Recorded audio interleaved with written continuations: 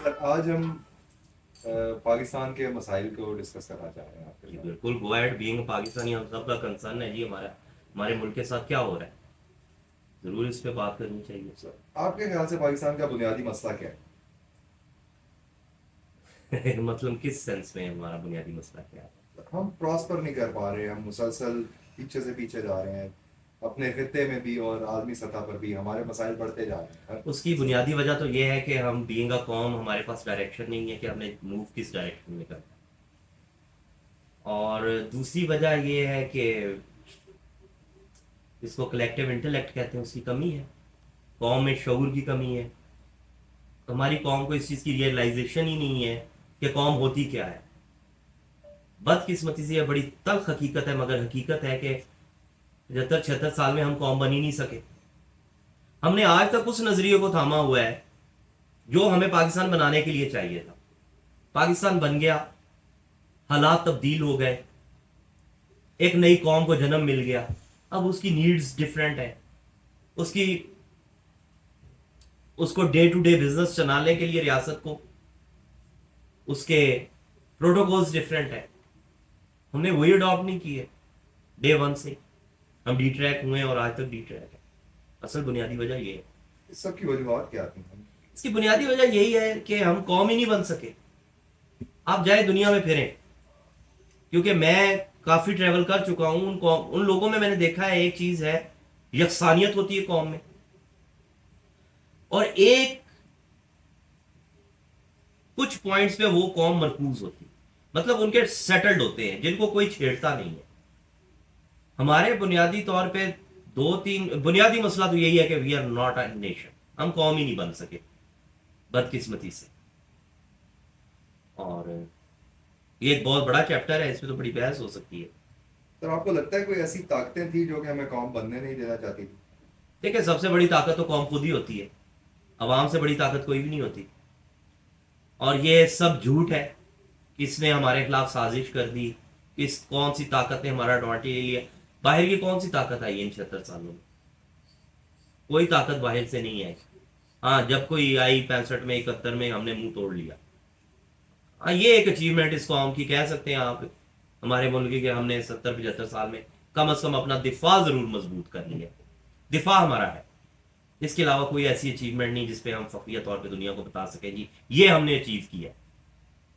हमने अपना दिफा जरूर मजबूत कर लिया और ये ब्लेसिंग है।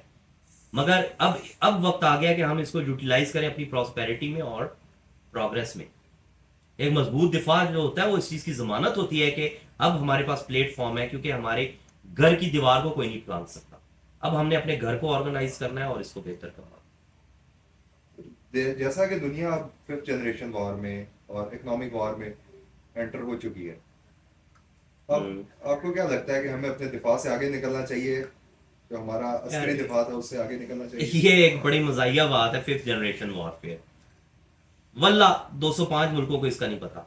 ये सिर्फ एक ही मुल्क को पता है कि ये भी कोई वॉर होती है। और ये किसने ये फजूलियात पढ़ाई है, आई डोंट नो। हमारी कौम को किसने ये फिफ्थ जनरेशन और कौन सी जनरेशन, वॉर इज वॉर, जिस भी जनरेशन की हो। और Pakistan is not in that scenario के हम पे कोई वॉर इम्पोज। हाँ, एक मुल्क है, हमारा पड़ोसी है, वो कोशिश जरूर करता है, मगर वो कर ही नहीं सकता। That is impossible. उसको पता है कि इनको एक हद से ज्यादा इनके साथ जंग में जाएंगे तो फिर हम भी एवेपोरेट हो जाएंगे। और उसको ये भी पता है कि इस मुल्क के पास इतनी सलाहियत है कि 5 मिनट में पूरे भारत को एवेपोरेट कर सकता है, लाइक दे एवर एग्जिस्टेड।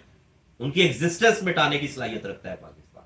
सो कोई एडवेंचरिज्म नहीं कर सकता पाकिस्तान पे। ये महज एक ख्वाब ख्यालियां, अपने वेस्टेड इंटरेस्ट को बचाने के लिए कौम को इस तरह से गुमराह किया गया।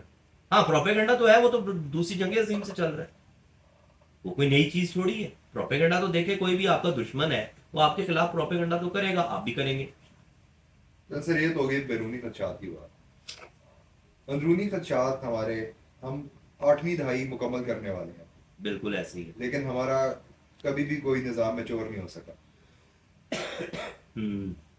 अंदरूनी ताकतों के बारे में अगर देखें, डिस्कस करना कौन सा चाहें। निज़ाम आपके पास? निज़ाम है कोई? पहले तो ये बताएं, आपके पास निज़ाम कौन सा है जो मेच्योर नहीं हो सका? आपके पास निज़ाम ही नहीं है। और यही असल में वो जो आपका पहला सवाल था कि बुनियादी वजह क्या है, वजह है ये कि हमारे पास निज़ाम ही नहीं है। कहा जाता है जी हमें जमहूरियत चाहिए, भाई कौन कह रहा है? जो कह रहा है वो तो खुद जमहूरी सोच का मालिक ही नहीं है। जमहूर से मुराद ली जाती है मॉडर्न वर्ल्ड में कलेक्टिव विजडम या कलेक्टिव इंटेलेक्ट। कलेक्टिव इंटेलेक्ट से पैदा होता है। और कोई भी जमहूरी निज़ाम हो, इसकी अगर आप हिस्ट्री भी पढ़ें, जिसको भी पढ़ लें आप, जिसने डेमोक्रेसी को फॉलो किया हो वो समझता है इस बात को, या जिससे थोड़ी बहुत पॉलिटिकल साइंस भी पढ़ी हो वो भी समझता है इस चीज़ को।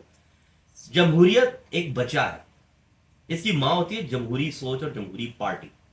सबसे पहले एक जमहूरी पार्टी का वजूद आता है, वो फिर जन्म देती है एक बच्चे को, एक निज़ाम को जिसको जमहूरियत कहा जाता है। जमहूरी पार्टी क्या होती है? जिसमें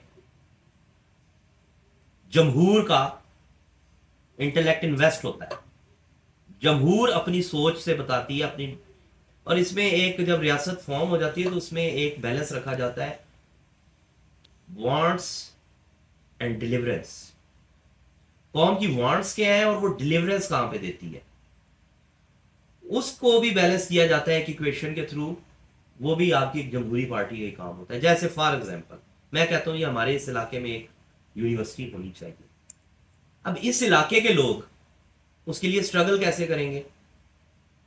वो इकट्ठे होंगे, फिर वो अपना, उनमें से अपना एक नुमाइंदा चुनेंगे, उसको असेंबली में भेजेंगे वोट देके, और वो असेंबली में जाके कहेगा जी मेरे इलाके के लोग मांग रहे हैं मुझसे यूनिवर्सिटी, मैं इधर आया ही इसलिए हूं कि मुझे अपने इलाके में यूनिवर्सिटी बनानी है, तो बनाओ। ये सिंपल सी इक्वेशन। एट द एंड उस बंदे पे हुक्म किसका चल रहा है? जिन्होंने उसको सिलेक्ट किया, इलेक्ट किया। लेकिन हमारी कौम जो सबसे ज्यादा रोना ये रोती है कि जिस बंदे को हम इलेक्ट करते हैं वो इलेक्ट होने के बाद हमारे मसाइल को भूल जाता है और हमें मुड़ के तो अपने सर में जूते मारे। यार कमाल है। एक ऑर्गेनाइजेशन है, एलन मस्क ये कहे यार मेरी कंपनी इसलिए डूब गई है कि मैंने जिनको अपॉइंट किया उन्होंने सही डिलीवर नहीं किया, तो उसको अपने सर में जूते मारने चाहिए ना। इसी को तो कहते हैं कि अवाम में शऊर नहीं है। We are having what we deserve. इसमें से कोई भी मसला ऐसा नहीं है जो किसी बाहर की ताकत ने हमें दिया हो, कोई भी ऐसा मसला नहीं है जो हमने खुद अपने सर पे ना डाला हो। ये तमाम मसाइल अवाम के अपने पैदा करना है। उसकी वजह यह है कि हम लोगों की ना मजहबी तरबियत हो सकी, ना सियासी तरबियत हो सकी, और बदकिस्मती से हमारे मसाइल क्या हैं यार, जो आप पिछले 70 साल में उठा के देखें, किन मसाइल पे हम लोगों ने अपनी दहाइयां वेस्ट की जो कभी हमारे थे ही नहीं। एक शहरी का बुनियादी मसला यह होता है कि उसने कल अपने बच्चे को अच्छी जिंदगी कैसे देनी, उसे अपनी अगली नस्ल को कहां परवान चढ़ाना, उस पे ही उसके बेचारे के पास विजन नहीं है। उसके बेचारे कोई जो टिकटॉक में नाच रहे हैं आज, कोई क्या कर रहे हैं, इवन सम वो यूनिवर्सिटी ग्रेजुएट्स हैं, वो बेचारे बिल्कुल ग्रेजुएट हो गए हैं यूनिवर्सिटी से, जो कि एक बड़ी चीज समझी जाती दुनिया में। बेचारों के पास डायरेक्शन ही नहीं है। उनको किसी को सोशल मीडिया पे लगाया हुआ है, कभी किसी को क्या, व्हाट इज दिस। कौमें तो ऐसे काम नहीं करती। आप मुझे ये बताएं, आप खुद सोचें, मैं आपको एक सोचने की फिक्र देता हूं। मौजूदा हालात में ये जो जनरेशन हमारी जा रही है, जिसने कल को 30 साल बाद या 40 साल बाद इस कौम की बात दौड़ मारनी है, इसमें से कितने परसेंट आप डॉक्टर्स पैदा कर रहे हैं, कितने परसेंट आप इंजीनियर्स पैदा कर, और सबसे बढ़ के कितने परसेंट आप पॉलिटिकल इंटेलेक्ट्स पैदा कर रहे हैं। ये बड़े अहम होते हैं क्योंकि इन्होंने ही पूरे मुआशरे को ड्राइव करना होता है। आपकी पूरी, माय डियर, आपकी पूरी कौम बर्बाद कर दी गई है। कम से कम पिछले 15-20 साल में आपकी पूरी एक जनरेशन को बर्बाद कर दिया गया। करने वाला कोई और नहीं है, आपका वो मीडिया है जिसने फजूल लोगों को हमें हीरो बना कर दिखाया। आपके वो लोग हैं, सबसे बड़ी बात है, देखिए पब्लिक रिजेक्शन के आगे कोई चीज नहीं हो सकती। कोई किसी को पब्लिक का हीरो बना ही नहीं सकता जब तक पब्लिक उसको हीरो माने ना। यार आपकी वो कौम है, अगर कोई शख्स आपको 10 रुपए का चीनी पे, 1 किलो चीनी पे रिलीफ दे दे, आप उसको लीडर मान लेते हैं। 10 रुपए चीनी पे, रिलीफ पे जो कौम बिक जाए, उससे आप एक्सपेक्ट कर रहे हैं वो चांद पे चली जाएगी? No my dear. जो कौमें हैं, आज की दुनिया ने इतनी तरक्की कर ली है कि वो दाल चीनी आटे को नहीं तरस रही, वो उससे बहुत आगे जा चुके हैं। और बदकिस्मती से इतना बड़ा ज़रई मुल्क होने की वजह के बावजूद, इतनी प्रोडक्शन होने के बावजूद आपको दाल चीनी के चक्कर में घुमाया, और आप फिर उनको इलेक्ट करते हैं। ये कोई निज़ाम नहीं है। जमहूरियत तो आई ही नहीं पाकिस्तान में, क्योंकि आज तक कोई जमहूरी जमात ही नहीं बन सकी। आज तक पाकिस्तान में कोई जमहूरी जमात अपना वजूद ही नहीं बना सकी। उसकी वजह यह है कि अवाम को शऊर ही नहीं था, अवाम किसी एक पॉइंट पे फोकस ही नहीं होती। और जमहूरी जमात के आगे ना तो इन्वेस्टमेंट भी उसका पार्ट, एस्टेब्लिशमेंट भी उसका पार्ट होती है। क्यों? क्योंकि अवाम उसका पार्ट होती है। पाकिस्तान में मार्शल लॉ नहीं लगा आज तक।